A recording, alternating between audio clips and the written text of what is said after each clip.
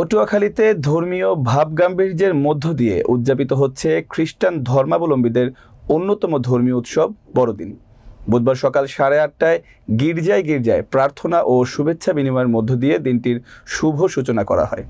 গলাচিপা উপজেলা প্রতিনিধি সুমন খানের প্রতিবেদনে দেখুন বিস্তারিত। পরে বাইবেল পাঠ এবং যীশু খ্রিস্টের জীবনী সম্পর্কে বিশদ আলোচনা করা হয়।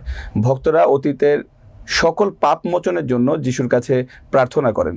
এর আগে গতকাল সন্ধ্যায় সদর উপজেলার ছোট বিঘাই ইউনিয়নের খ্রিস্টান পল্লী, দুমকির খ্রিস্টান পল্লী ও কলাপাড়া উপজেলার নীলগঞ্জ ইউনিয়নের খ্রিস্টান পল্লীতে আলোকসজ্জা ও কীর্তনের মধ্য দিয়ে এর আনুষ্ঠানিকতা শুরু হয়। পরে পিঠা ও পায়েস সহ বাহারি খাবার তৈরি করেন নারীরা।